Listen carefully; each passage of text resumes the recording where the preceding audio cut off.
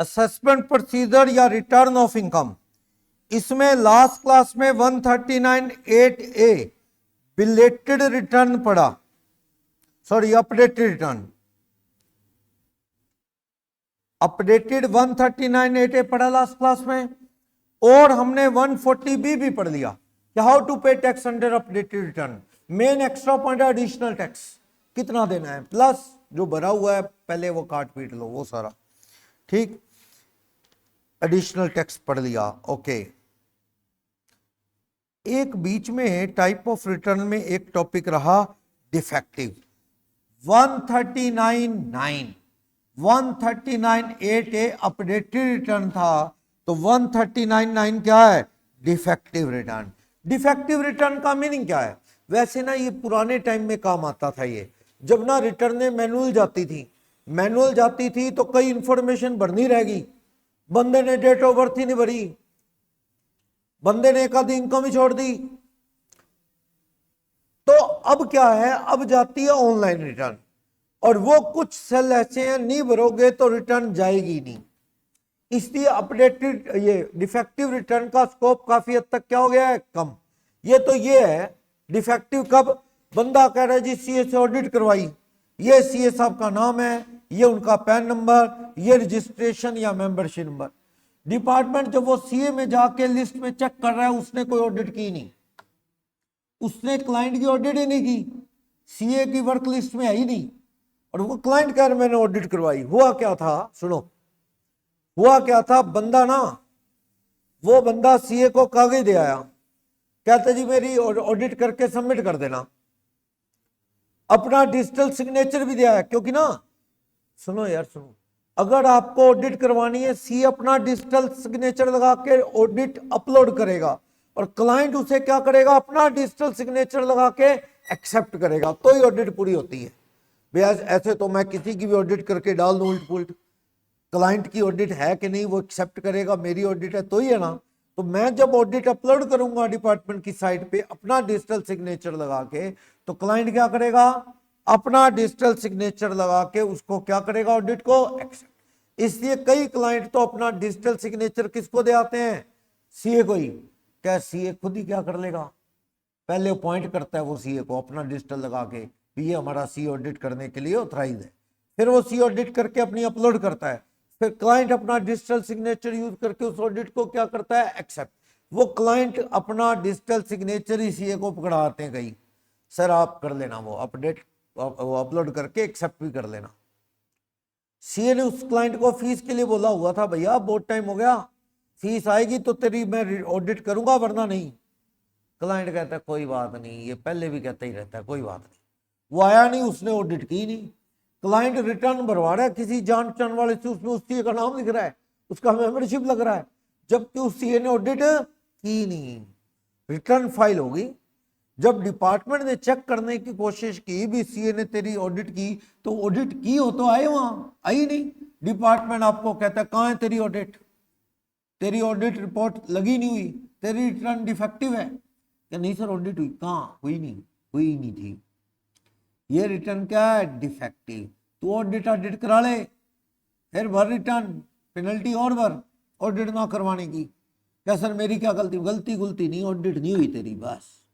तो income tax तो कितनी पेनल्टी ले सकता है, 0.5% सेल का, मैक्सिमम कितनी, 1.5 लाख पेनल्टी ले सकता है ऑडिट ना होने के केस में। था ना ये रूल, पढ़ा था ये, चलो। डिफेक्टिव रिटर्न तब भी है, टीडीएस भर दिया आपने भी, मेरा टीडीएस इतना कटा है, जबकि कटाया नहीं, डिपार्टमेंट ने चेक किया तेरा कोई टीडीएस नहीं कटा, ले भाई जानकारी दे वरना क्या है, तेरी रिटर्न क्या है, डिफेक्टिव, एडवांस टैक्स है ही नहीं तेरा।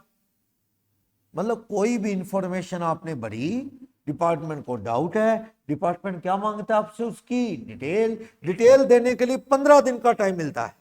जैसे आपने रिटर्न भरी उसके महीने 2 महीने 1.5 महीने में कभी भी डिपार्टमेंट को लगता है कि आपको ये इंफॉर्मेशन और देनी चाहिए, वो आपको क्या भेजेगा डिपार्टमेंट, नोटिस। उसका आने के, नोटिस सर्व होने के, आपको मिलने के 15 दिन के अंदर अंदर वो इंफॉर्मेशन डिपार्टमेंट में सबमिट कर दो, वरना आपकी return will be treated as defective return, invalid हो जाएगी, बेकार हो जाएगी। यानी डिफेक्ट को क्या करने का टाइम मिलेगा, रेक्टिफाई। कितने दिन, 15 दिन। 15 दिन निकल गए तो रिटर्न ही क्या हो जाएगी, इनवैलिड हो जाएगी, बेकार हो जाएगी। सही है। तो डिफेक्टिव रिटर्न क्या है बता दिया, 15 दिन में डिफेक्ट को ठीक कर लो। ऑफिसर चाहे तो 15 दिन से ज्यादा भी टाइम दे सकता है, ठीक है, वैसे नॉर्मली 15 दिन का टाइम होता है। असेसिंग ऑफिसर आईटीओ वगैरह वो 15 दिन में जवाब दे दो तो ठीक है, वरना रिटर्न को क्या मान लिया जाएगा, इनवैलिड। अगर आपने 15 दिन के बाद जवाब दिया, असेसिंग ऑफिसर को लगता है चल कोई बात नहीं ठीक है, वो एक्सेप्ट कर भी सकता है और रिजेक्ट करके रिटर्न को इनवैलिड भी कर सकता है, ऑफिसर के ऊपर है। 17 नंबर क्वेश्चन देखो, एक असेसिंग ऑफिसर को रिटर्न में कोई गड़बड़ लगी, कोई इंफॉर्मेशन गलत लगी, उसने ये डिफेक्ट आपको इंटीमेट किया 3 अक्टूबर को, 3 अक्टूबर 24 को। आपको लेटर कब मिला, 14 अक्टूबर 24। इससे 15 दिन का टाइम होता है, यानी आप 29 दिसंबर 24 तक आप डिफेक्ट को क्या है, रेक्टिफाई कर सकते हो, जवाब दे सकते हो। अगर 15 दिन निकल गए, जवाब नहीं दिया, तो ऑफिसर आपकी रिटर्न को क्या मान सकता है, इनवैलिड, बेकार, ऐसे मान लेगा, भरी नहीं। समझ गए। तो आपको 29 दिसंबर तक रिटर्न को क्या कर लेना है, rectify. Next 17B read only question है वैसे। क्या रिटर्न ना भरने के क्या कंसीक्वेंसेस है, बताओ जी क्या होगा। लॉस जो हैं वो क्या हो जाएंगे, कैरी फॉरवर्ड नहीं होंगे। रिटर्न ना भरने पे 234F का क्या लग सकता है, 5,000 या 1,000 रुपए की पेनल्टी। रिटर्न ना टाइम पे भरने की वजह से 234A का इंटरेस्ट, अगर मान लो टैक्स भी नहीं भरा साथ में, 234A का इंटरेस्ट भी लग सकता है। और डिपार्टमेंट आपको नेगेटिव मानता है, ना भरने वाला डिफॉल्टर मानता है, ठीक है। तो आपको 234A का इंटरेस्ट देना पड़ सकता है, लॉस कैरी फॉरवर्ड करने से रह जाएंगे, ठीक। और आप पे 5,000 या 1,000 रुपए फाइन लग सकता है। और आपका क्या हो सकता है, best judgement assessment, officer one sided क्या कर सकता है, टैक्स बना सकता है। टाइप ऑफ रिटर्न खत्म, समझ आया। 139(1) की रूटीन रिटर्न किसको भरनी है वो बता दिया। 139(3) लॉस की return, 139(4) belated, 139(5) revise return, 139(8) updated return, 139(9) defective. Clear. ये डायग्राम सारा समझा रहा है कि रिटर्न भरनी है 139(1) में। पहला तो वही वो ओआर आदमी है, फॉरेन में लोकेटेड असेट्स है, तो क्या बेनिफिशियल ओनर है, बेनिफिशियरी रिटर्न भरना जरूरी है। फिर अपन ने पढ़ा इंडिविजुअल एचयूएफ बीओआई जिनकी एग्जम्पशन लिमिट से ज्यादा इनकम हो, जीटीआई, तो रिटर्न भरना जरूरी है। कंपनी फर्म को तो हमेशा ही रिटर्न भरना जरूरी है। फिर कहता है अगर उससे भी बच गए तो 7th प्रोविजो था वही सेविंग अकाउंट करंट अकाउंट वाला, वो सारा पढ़ लिया है, ठीक। फिर उसके बाद कहता है टोटल इनकम इससे ज्यादा है, पढ़ लिया ये बहुत बार। फिर ड्यू डेट पढ़ लिया बहुत बार। फिर लॉस रिटर्न 139(3), क्या ये 5-4 लॉस थे ना जो पढ़ लिए।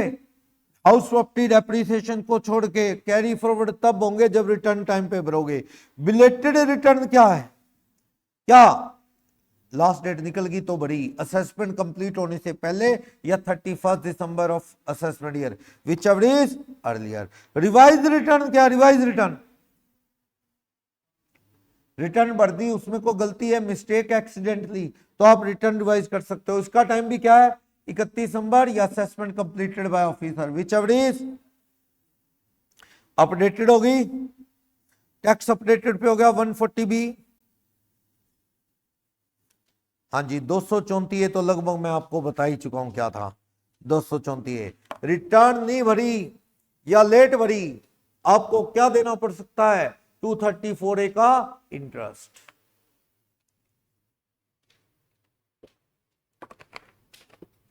पीयूष 234A का इंटरेस्ट कब से कब तक का लगेगा, कब से कब तक का लगेगा 234A सेक्शन का इंटरेस्ट। ऋषभ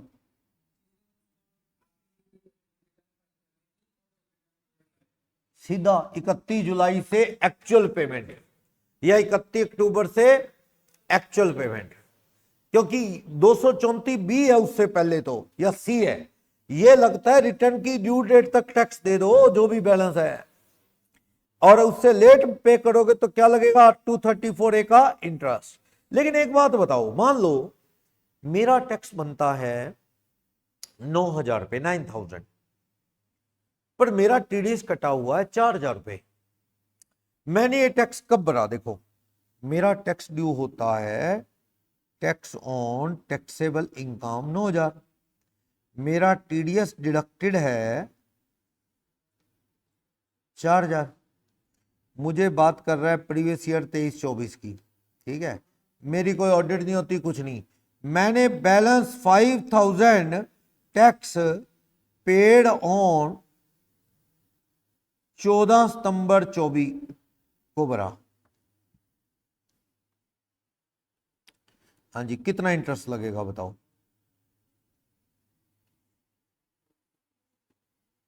मैं ये पूछना चाह रहा हूं 5,000 रुपए पे इंटरेस्ट लगेगा कि 9,000 रुपए लगेगा? मेरा टैक्स बनता था कितना? 9,000। मेरा पहले कटा हुआ है, टीडीएस डिपार्टमेंट ने काटा हुआ है 4,000 जमा हुआ है। मेरा बैलेंस टैक्स भरना बनता है 5,000, पर मैं 31 जुलाई भूल गया। मैंने कब भरा? 14 सितंबर को। अब इंटरेस्ट किस पे लगेगा? इंटरेस्ट अंडर सेक्शन 234A कब से कब तक का लगेगा? 1 अगस्त 24 से लेके 14 सितंबर 24, यानी ये राउंड ऑफ करके 2 महीने हो गए। तो इंटरेस्ट कितना बनेगा? 5,000 रुपए पे बनेगा। लगाना 100 रुपए। भैया 9 पे क्यों लगेगा जब 5,000 तो मेरे भरे हुए हैं ना पहले ही, सरकार के पास मेरे पैसे गए हुए हैं पहले ही। ये टैक्स का पैसा मेरा 4,000 रुपये सरकार के पास जमा है कि नहीं है? जमा है ना। 5 ही देना है मैंने, लेट क्या हुआ? मैं 5,000 देने में लेट हुआ? 31 जुलाई के लेट भरा मैंने, 5 ही लेट भरा।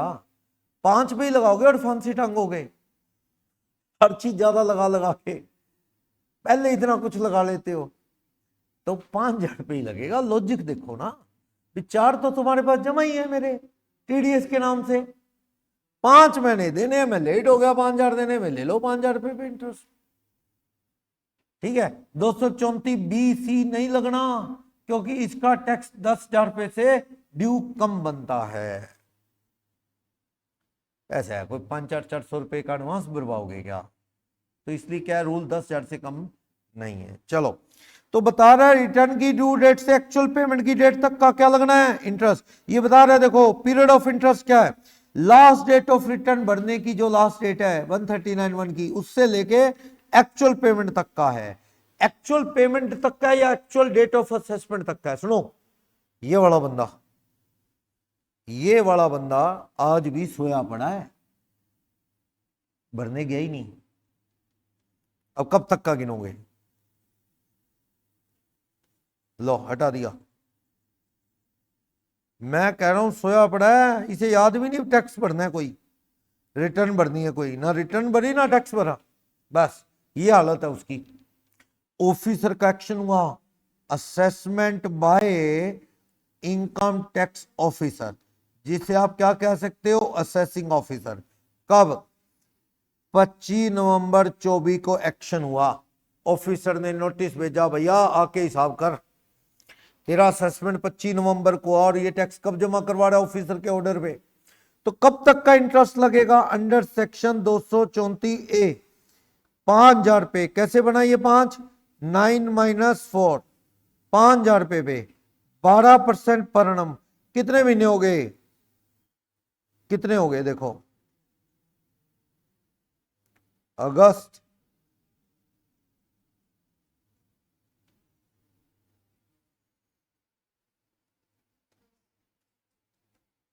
दो सौ।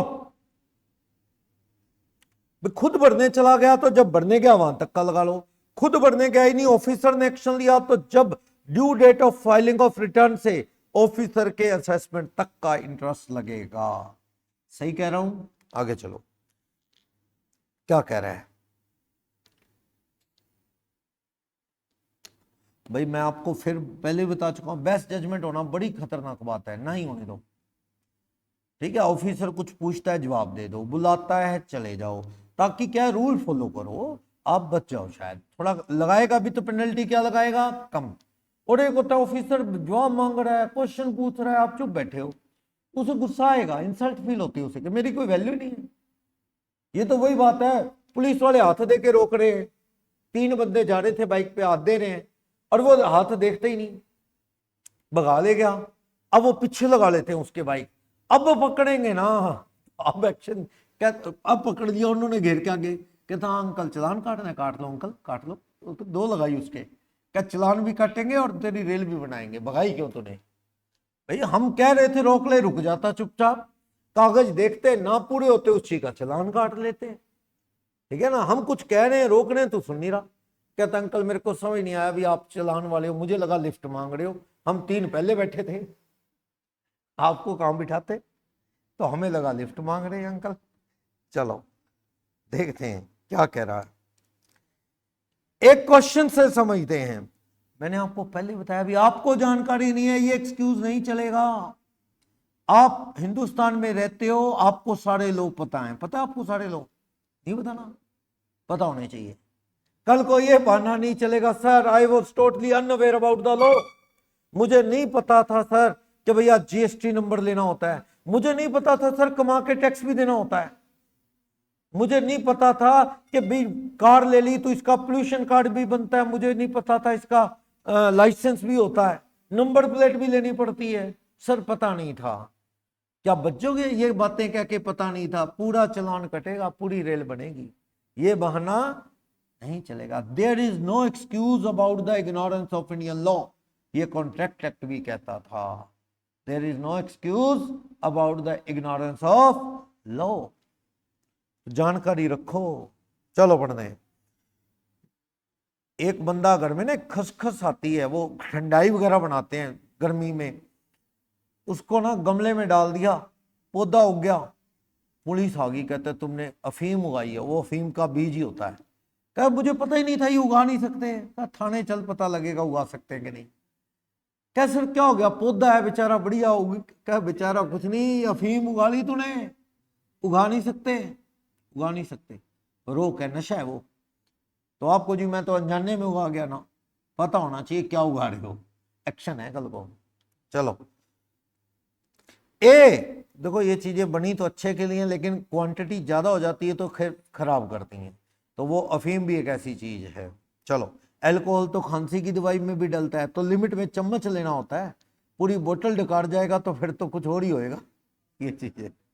चलो ए, वो बिजनेस प्रोफेशन करता है और उसकी सेल्फ असेसमेंट से इनकम कितनी बनी, एक इनकम क्या बनी 565, और उस बंदे ने 15,720 अंदाजे से क्या रखा है एडवांस टैक्स, उसका टीडीएस कटा हुआ है 5,000, तो उसने 15,720 एडवांस टैक्स भरा है, 5,000 उसका टीडीएस कटा है, यानी 20,720। वो अपनी रिटर्न भरने में लेट हो गया, 10 अक्टूबर 24 को भर रहा है, कोई ऑडिट केस है नहीं, तो बताओ 234(a) का इंटरेस्ट लगेगा कि नहीं लगेगा। अगर वो रिटर्न किस रिजीम में भरता है, ऑप्शनल यानी ओल्ड रिजीम में।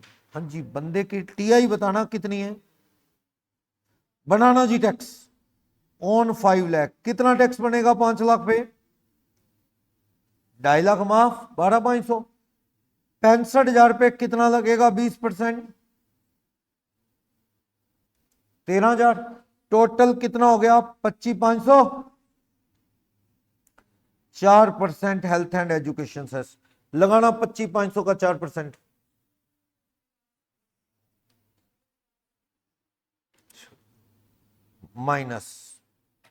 माइनस तूने क्या भरा हुआ है एडवांस टैक्स, कितना 15,720, माइनस तूने सेल्फ असेसमेंट, सेल्फ असेसमेंट में मर्जी से टैक्स भरा अपने हिसाब से, कितने रुपए 5, भाई सेल्फ असेसमेंट होता है बंदा जाके इनकम टैक्स के खाते में पैसे जमा करवाया, उसे आइडिया टैक्स तो बनता ही है भराया, एक पहले से एडवांस टैक्स भर रखा था, फिर उसके बाद एक और टैक्स भराया, बैंक में जाके जमा करा दो, ऑनलाइन जमा करवा दो इनकम टैक्स की साइट पे, कितने भर दिए 20,720, कितना टैक्स बच गया तेरा,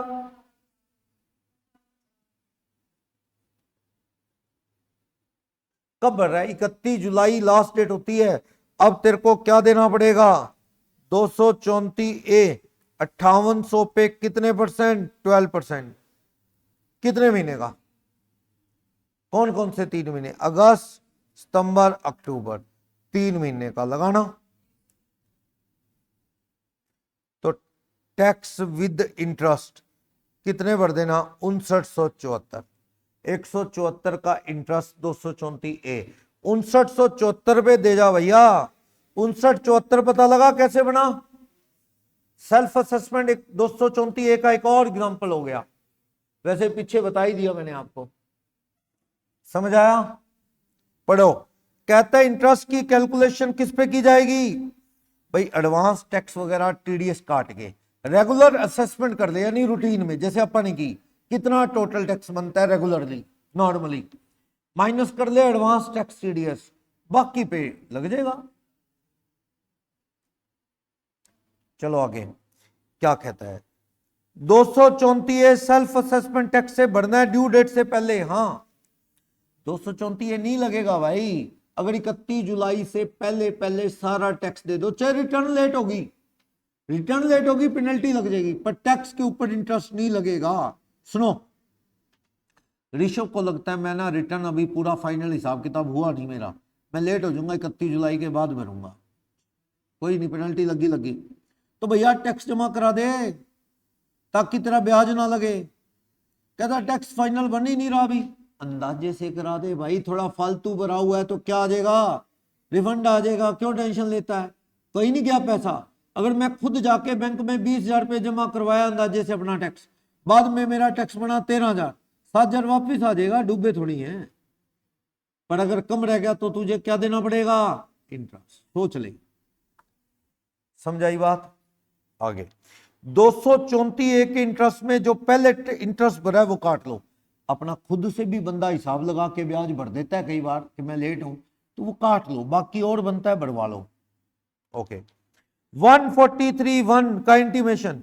देखो क्या होता है, आपने रिटर्न भर दी, आपने ब्याज भी टैक्स भी सब भर दिया, उसके बाद डिपार्टमेंट चेक करता है आपके रिटर्न को, एक नोटिस आता है, ऑर्डर आता है, ऑर्डर 143(1) में ऑर्डर आता है ऑफिसर का, असेसमेंट ऑर्डर,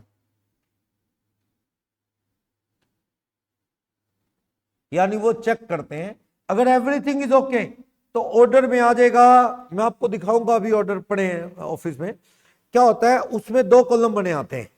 एक कॉलम में लिखा होता है तूने अपनी इनकम डिक्लेयर की, salary 4 lakh, income assess by department 4 lakh, तूने कहा अदर सोर्स इतनी, income assess by department other source इतनी, तूने जीटीआई इतनी की, इनकम टैक्स के अकॉर्डिंग जीटीआई तेरी इतनी, तेरे अकॉर्डिंग टैक्स इतना, इनकम टैक्स के अकॉर्डिंग इतना, तो तेरा टैक्स पेबल इतना, इनकम टैक्स के अकॉर्डिंग भी उतना। सही है। अगर कोई मिसमैचिंग है, इनकम टैक्स के अकॉर्डिंग अलग है, तो वो जो ऑर्डर आएगा ना भाई ये मिसमैच है, तो इसे नोटिस ऑफ डिमांड ही समझो, यानी सरकार आपसे क्या मांग रही है? मिसमैच्ड अमाउंट, तूने कम भरा है और भर, तो वो नोटिस ऑफ डिमांड। सेक्शन है नोटिस ऑफ डिमांड का क्या? 156 सेक्शन में नोटिस ऑफ डिमांड आता है, घर पे कितना टैक्स कम बनता है और भरो। क्लियर? अगर आपने टैक्स फालतू भर दिया डिपार्टमेंट वापस भी दे सकता है, चिंता मत करो। नोटिस ऑफ डिमांड की तरह आपके घर में क्या आएगा? Notice of refund. गलती से आपने टैक्स ज्यादा भर दिया, ऑफिसर ने असेसमेंट किया, टैक्स क्या बनता है? कम, तो ऑफिसर क्या दे सकता है? जैसे टैक्स मांग सकता है वैसे रिफंड भी दे सकता है, पर होता नहीं है, कौन पूछता है? लेने वाले तो हर कोई आ जाता है, देने वाले कहां आता है? रिफंड देने कौन आता है? रिफंड पे ब्याज कितना लगता है बताया था अभी? पहली बात, सरकार कहती है रिफंड पे ब्याज तब देंगे जब तेरा रिफंड 10% टैक्स से भी ज्यादा हो। मान लो तुम्हारा टैक्स बनता है 1 लाख, टैक्स असेस, लेकिन तुमने टैक्स जमा करवा रखा है 1,30,000, कितना रिफंड बनता है तुम्हारा?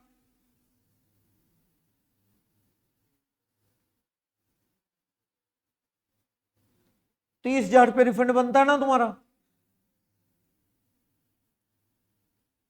क्योंकि ये टैक्स जो बनता है उसके 30%, उसके टैक्स आपका बनता है उसके 30% से भी ज्यादा है। 10% से ज्यादा है क्या? हाँ, इस पे क्या देगी सरकार? 0.5% महीने के हिसाब से ब्याज। मान लो आपने टैक्स भरा होता 1,08,000, कितना रिफंड बनता आपका?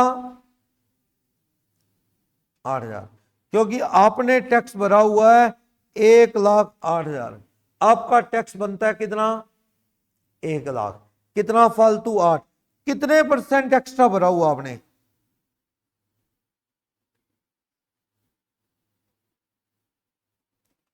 मामूली सा तो ज्यादा है यार। No interest will be given.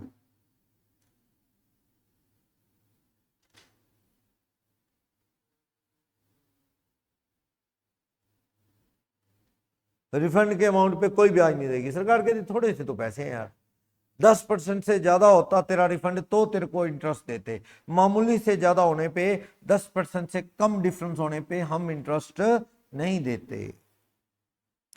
चले आगे, लास्ट 2 टॉपिक हैं चैप्टर के, एक पैन परमानेंट अकाउंट नंबर वाला और एक रिटर्न पे साइन करने वाला।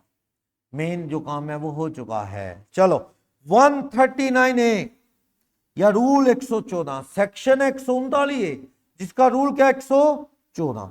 देखो रूल क्या होता है, जब किसी सेक्शन में और डिटेल देना चाहता है सरकार तो वो उसी सेक्शन में लिखी जाएगी। सेक्शन बहुत बड़ा हो जाएगा, वो सेक्शन में ना लिख के उसके रिगार्डिंग क्या बना देती है? रूल। रूल अलग बुक होती है, जैसे इनकम टैक्स एक्ट अलग है, इनकम टैक्स रूल्स अलग है, तो रूल में लिख देती है। जैसे आप सेक्शन 48(3) पढ़ रहे थे, 10,000 से ऊपर कैश खर्चा दिया तो डिसअलाउड होगा, लेकिन उसके एक्सेप्शन थे रूल 6DD कि भैया 10,000 से ऊपर कैश चलेगा अगर सरकार की पेमेंट है, किसान को पेमेंट है, गांव में पेमेंट है जहां बैंक नहीं है, शिप पे पेमेंट है, किसी की अपॉइंटमेंट हो गई है, एटसेट्रा। था ना? वो डिटेल कहां लिख देती है? रूल में सरकार। क्लियर?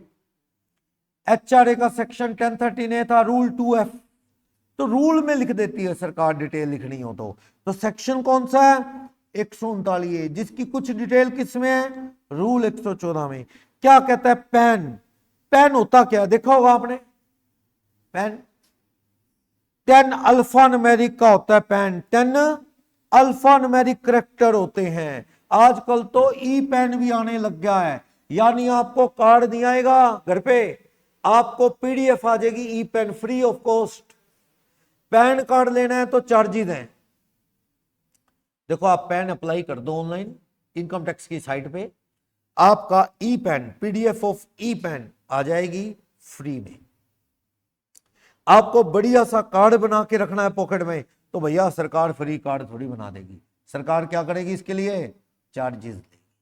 PDF फ्री में आ जाएगी, कार्ड बनवा के लेना है तो 80 रुपए 100 रुपए चार्जेस है, बस आ जाएगा कार्ड बन के। किसी सी एडवोकेट से पैन अप्लाई करने चले गए तो चार्जेस लेगा एप्लीकेशन के, वरना खुद भर लो तो कोई चार्जेस नहीं लगेंगे। और ये 10 अल्फा न्यूमेरिक होते हैं, 5 अल्फाबेट 4 न्यूमेरिक फिर लास्ट अल्फाबेट, ऐसे होता है ये मेरा पेन है, 5 अल्फाबेट लास्ट फिर अल्फाबेट, बीच में 4 क्या होते हैं? न्यूमेरिक, यानी न्यूमेरिक प्लस अल्फाबेट का मिक्स कॉम्बिनेशन है। 10 अल्फा न्यूमेरिक होते हैं टोटल। ठीक है, फिर उसके बाद आता है GST। GST जो होता है ना, उसमें बीच में तो पैन ही होता है, स्टार्टिंग में 2 स्टेट के कोड होते हैं, जैसे हरियाणा का 06, फिर उसके बाद 3 अल्फा न्यूमेरिक और होते हैं, जैसे कि कुछ इस तरह हो सकते हैं वो, ऐसा कुछ। तो यानी आपका ये GST नंबर ऐसे होता है। मैं कहना चाहता हूं अगर पैन कार्ड नहीं तो आप कंपनी अपनी दुकान का GST नंबर भी नहीं ले सकते। पैन कार्ड होना जरूरी है। पैन कार्ड नहीं तो बैंक में अकाउंट नहीं खुलेगा, करंट अकाउंट वगैरह। पैन होना चाहिए। सेविंग अकाउंट खोल देंगे बैंक, FD कर देंगे, लेकिन बिना पैन के आपका कोई क्रेडिट कार्ड इश्यू नहीं हो सकता। आप फॉरेन जाना चाहते हैं, खर्चे नहीं कर सकते, बड़ी होटल की पार्टी नहीं कर सकते, 4 व्हीलर तो खरीद ही नहीं सकते बिना पैन। जरूरी है पैन होना। प्रॉपर्टी खरीदनी है तो भी पैन होना जरूरी है। 10 लाख से ऊपर की प्रॉपर्टी खरीदनी है तो, लाख रुपए से ऊपर के डिवेंचर या अनलिस्टेड शेयर खरीदने हैं तो क्या होना चाहिए? पैन। डीमैट अकाउंट खुलवाना है, डीमैट अकाउंट में कौन सी सिक्योरिटी जाती है? लिस्टेड। पैन नंबर होना जरूरी है। क्लियर? तो पैन नंबर 10 अल्फा न्यूमेरिक का है और फ्री में बन जाए। और लेकिन ये याद रखना, पैन आने का मतलब ये है इनकम टैक्स को आपकी जानकारी हो जाना, है ना, इनकम टैक्स की नॉलेज में आ जाना। आपका एड्रेस, आपकी डिटेल इनकम टैक्स की नॉलेज में आ गई। अब जब मन करेगा इनकम टैक्स आपको याद बार बार करता रहेगा। पैन का ये मतलब है, फ्री में दे देते हैं। क्लियर? जो भी पैन आ गया तो इनकम टैक्स की पहचान पैन से है। इनकम टैक्स को आपको, जी मैं बोल रहा हूं मोनू, मोनू कौन? पैन नंबर बता। है मोनू वही गली नंबर 5 कीर्ति नगर सिरसा? नहीं नहीं, कोई मोनू मोनू नहीं। पैन नंबर बता। हमें क्या बता कौन मोनू?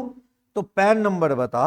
फिर उसकी अमेजोन पे आप ऑर्डर कोई कंप्लेंट डालते हो तो वो क्या मांगते हैं? ऑर्डर की कॉपी मांगते हैं ना। उससे पहचान होगी कौन से सामान की तुम बात कर रहे हो। चलो उसमें तो और बात है, उसमें ऑर्डर में जाके पड़ा होता है, ऑर्डर क्लिक करके जा सकते हो, वरना हर कोई फोन भी करोगे तो क्या पूछेंगे? वो ऑर्डर नंबर पूछेंगे। तो इनकम टैक्स में कोई टैक्स भरना है बिना पैन के कहां जमा कराओगे? बिना पैन के ऐसे ही है, एक बंदा चला गया, कहता है, एक बच्चा चला गया 18-19 साल का है, कहता पापा ने कहा सेविंग किया कर, बैंक में पैसे जमा करो। कहता अंकल मेरे पैसे जमा कर दो। अंकल कहते हैं बेटा तेरा अकाउंट नंबर। कहता वो क्या होता है? यानी बैंक में अकाउंट है नहीं, पैसे जमा करने चला गया। बोला है बेचारा नहीं पता भी बैंक किस खाते में जमा करे, खाता नंबर तो बता, कहां जमा करे। ऐसी टैक्स जमा करना है, टैक्स जमा करना है, कहां जमा करेगा? पैन नंबर तो हो। टीडीएस की रिटर्न भरनी है, पैन हो। कोई मेरा टीडीएस काट रहा है, सुन लो, पैन नंबर नहीं है तो बहुत नुकसान होगा आपको, आपका टीडीएस बहुत ज्यादा कट जाएगा। मेरे को कहीं से ब्याज आना है, 10% टीडीएस कटना है, वो सामने वाला कहता है सुमित अपना पैन नंबर दे दो। मैंने कहा नहीं है, कहते 20 काटूंगा फिर टीडीएस, रूल है। पैन नंबर नहीं तो कितना काट लो टीडीएस? 20। कल मैं आपको बता रहा था प्रॉपर्टी का बायर सेलर का टीडीएस काटता है, 50 लाख से ऊपर की प्रॉपर्टी है तो कितना? 1%। Section 194 IA, buyer of 50 lakh property, above 50 lakh property has to deduct TDS 1% out of the payment to seller.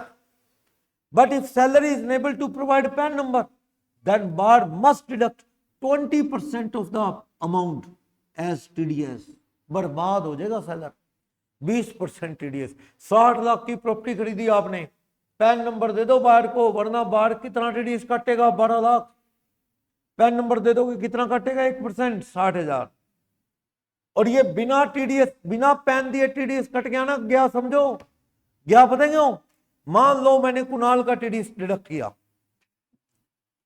Kunal से मैंने लोन लिया था, या कुणाल से मैंने दुकान किराए पे ली थी, कुणाल को रेंट दे रहा हूं, कुणाल मुझे क्या देगा? पैन नंबर, तो मैं रेंट पे टीडीएस उस हिसाब से काटूंगा। ठीक है? अगर कुणाल मुझे 10% टीडीएस काट लूंगा, 10 का रूल है रेंट पे। अगर मान लो कुणाल मुझे पैन ना दे तो मैं कितना टीडीएस काट लूंगा? 20। 10 लाख रुपए रेंट देना मैंने, कितना टीडीएस काट दूंगा? 20%, 2 लाख। काट के जमा किसके नाम से कराऊं? सामने वाला पेई जो है उसका तो पैन ही नहीं, तो मैं डिपार्टमेंट को जमा करा दूंगा बिना पैन नंबर लिखे, कुणाल लिख के, तो वो पैसे गए ही समझो। कल को कुणाल रिटर्न भर के टीडीएस रिफंड मांगता है, इनकम टैक्स कहता है तेरे पैन पे तो रिफंड आया ही नहीं। कौन कुणाल, कौन सा रिफंड? क्या सब बाबूजी वो सुमित सर है ना, उन्होंने काटा था टीडीएस। वो कहां बातें नहीं सुनता वहां कोई, वहां ऑनलाइन रिटर्न भरनी है, तेरे नाम से तेरे पेन पे तो कोई टीडीएस जमा ही नहीं। पंगा पता है समझे क्या हुआ? टीडीएस काट लिया मैंने 20%, जमा करवाते वक्त मैं पैन कैसे लिखूं इसका, कुणाल का पैन तो है ही नहीं। तो मैंने सरकार को अपना काम कर दिया, टीडीएस दे दिया बिना पैन नंबर लिखे। जब पैन लिखा ही नहीं, टैक्स का अमाउंट इनकम टैक्स में जमा हो गया, तो इनकम टैक्स की तो लॉटरी है, रिफंड कैसे देगा वो इसको? इसकी पहचान ही नहीं है कहीं, इसके नाम से जमा ही नहीं है। समझ रहे हो ना क्या दिक्कतें आती हैं? इसलिए गलती से भी पैन नंबर देना भूल ना जाना। बैंक में और कोई भी आपको इनकम दे रहा है तो क्या काटेगा? टीडीएस। भाग के उसे क्या दो? अपना पैन नंबर। हाँ जी, पैन लेना जरूरी था, नहीं लिया, आपकी इनकम एग्जम्पशन लिमिट को पार कर गई, 2.5 लाख, 3 लाख, 5 लाख या न्यू रिजीम में 3 लाख से ऊपर होगी, then it is mandatory to file income tax return. और जिसको इनकम टैक्स रिटर्न भरनी है बिना पैन के तो रिटर्न जा ही नहीं सकती, लॉगिन ही नहीं होगा। इनकम टैक्स का लॉगिन ही पैन से होता है, पैन नंबर ही नहीं, लॉगिन ही कैसे होगा। जब पहले पहले क्या था, सुनो, पहले पहले ना लॉगिन का इतना चक्कर नहीं था, पैन लिखो रिटर्न को धक्का दे दो। लोग वो पैन नंबर कैसे लेता था, आजकल तो पैन वो ऑटोमेटिकली फिल्टर से वो चेक करता है, वेरीफाई करता है पैन किसका है, ठीक है कि नहीं। पहले क्या था, पैन वाले देखते थे कॉलम 10 डिजिट अल्फान्यूमेरिक, लोग पता क्या करते थे, कंप्यूटर को धोखा देने के लिए पैन नंबर में वो 10 अल्फान्यूमेरिक मांगता था, वो हाँ वो लिख देते थे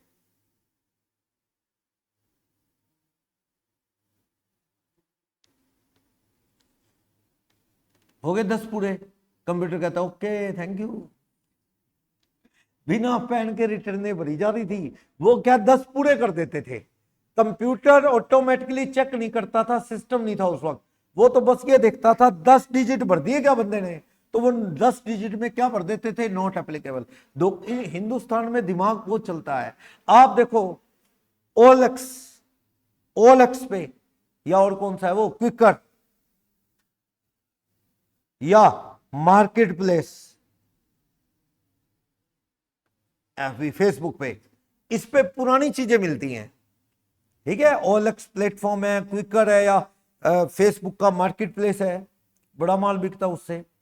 तो आप देखो उसमें ना वो फोन नंबर नहीं देने देते, क्योंकि ओएलएक्स वाले कहते हैं अगर सेलर ने अपना फोन नंबर दे दिया तो ये बार और सेलर बार की बार मिलके चीज ले लेंगे, हमें कोई पूछेगा ही नहीं, हम समाज सेवा ही करते रह गए, ये कमीशन लेते हैं, कहते हैं हमारे थ्रू डील हो, तो वो फोन नंबर नहीं देने देते। ये बता लोग क्या करते हैं, फोन नंबर ऐसे दे देते हैं कुछ और तरह से, जैसे 92156 ऐसे करते जाते हैं, ऐसे कर करके धीरे धीरे वो क्या लिख देते हैं, अपना पूरा फोन नंबर।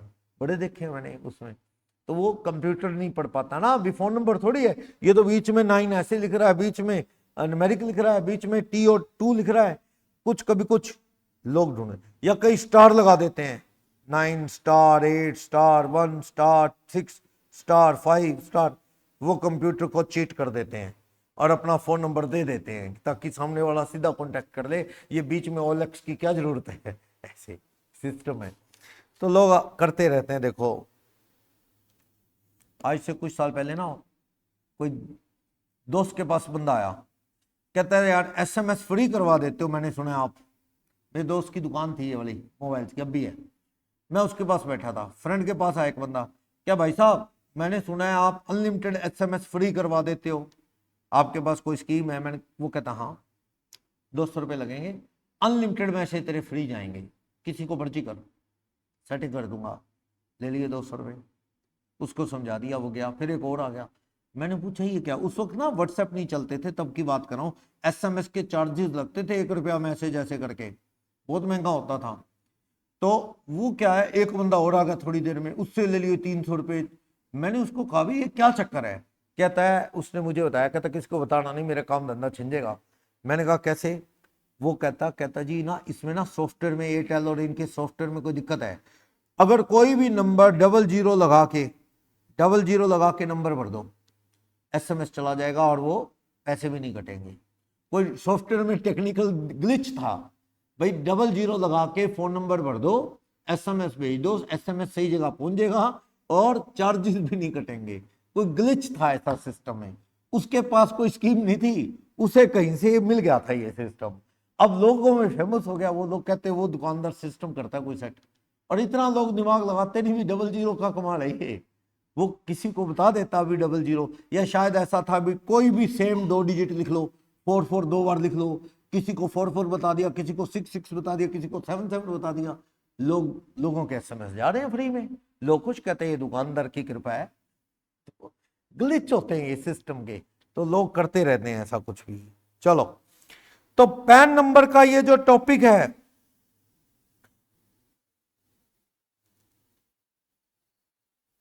ये टॉपिक क्या बताता है 139A या 114? ये कहता है पैन लेना जरूरी है, पैन लेना जरूरी है अगर आपकी इनकम 2.5 लाख से क्या है ऊपर। न्यू रिजीम में किससे ऊपर है? न्यू रिजीम में आपकी इनकम 2.5 लाख नहीं 3 लाख से ऊपर है, तो आपको पैन लेना जरूरी है।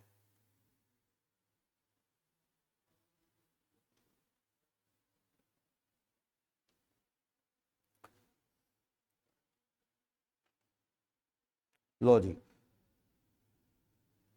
आपको पैन लेना जरूरी है। आगे पढ़ो। अगर कोई आदमी ये कहता है कि भाई टीडीएस कटवाना है, तूने तेरे को इनकम पे टीडीएस कटना है, तो सामने वाले को क्या दे दो? पैन। टीसीएस का रूल भी बताऊंगा, टीसीएस क्या है वो पढ़ेंगे अपन। टीसीएस चार्ज करना है किसी ने आपका, जैसे मैं शराब का व्यापारी हूं, मान लो मैं वाइन की बोतल खरीद रहा हूं बल्क में, 2 करोड़ का माल ले रहा हूं, तो सामने वाला वैट जीएसटी की तरह मुझ पे क्या लगाएगा? टीसीएस। 2 करोड़ की शराब खरीद रहा हूं तो 2 लाख रुपए मेरे से क्या बढ़वाएगा? टीसीएस। मैंने कहा यार मेरे पे टीसीएस कैसा, मेरे को कोई इनकम थोड़ी आ रही है, मैं तो शराब बेचने के लिए ले रहा हूं।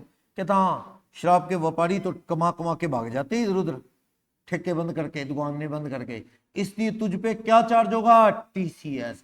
2 लाख रुपए सुमित क्या दे दे? टीसीएस।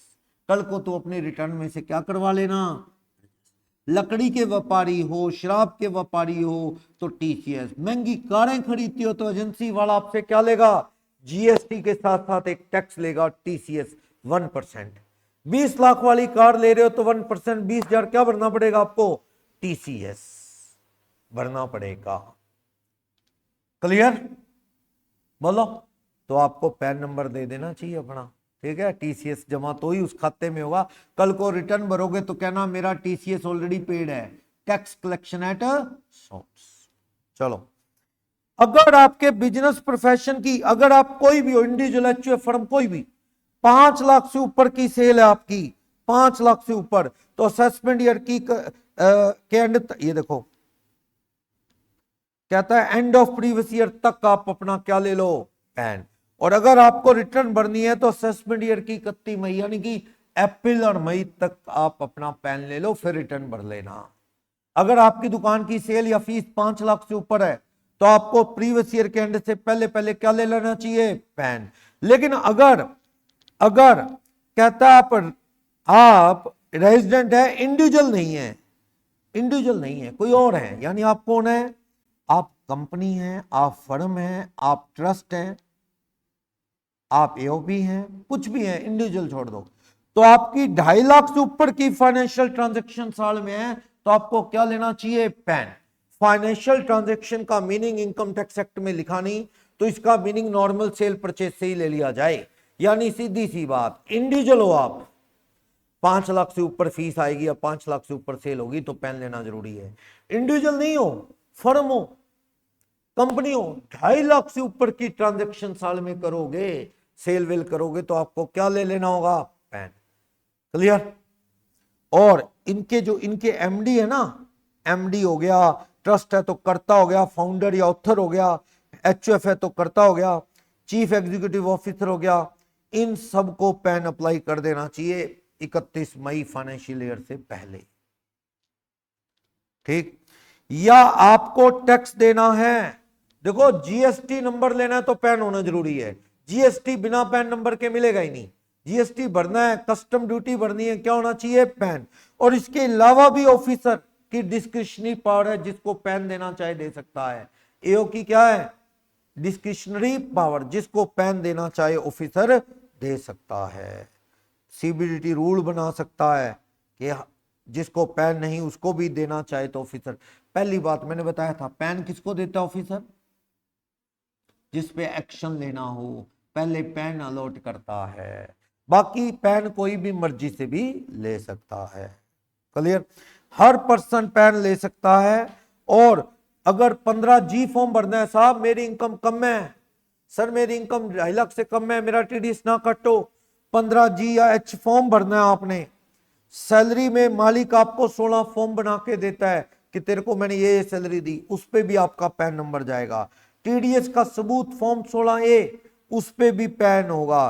टीडीएस की रिटर्नें भरेंगे तब भी पैन लिखना जरूरी होता है। क्लियर। और पैन नंबर पे आपका एड्रेस है, नेम है कंपनी का, बदल गया तो आपको ऑफिसर को इन्फॉर्म करना है, सर हमारा घर का एड्रेस बदल गया, पैन नंबर पे आप एड्रेस देख लो, अपडेट कर दो। कंपनी कह रही है मेरा नाम बदल गया, हमने नाम बदल लिया, सोन ट्रेडिंग कंपनी से हमने सोन स्वीट्स लिमिटेड कर दिया, तो ऑफिसर को बता दो। एक आदमी एक ही पेन ले सकता है, एक से ज्यादा, 1 पर्सन 1 पेन ओनली, एक से ज्यादा पेन आप नहीं ले सकते। तो पेन किसको लेना जरूरी है? 139A या 114 रूल देख लो, समझ आ गया। बाकी लिस्ट और भी आगे पढ़ेंगे, अपन इवनिंग में लगाएंगे फिर 4:30।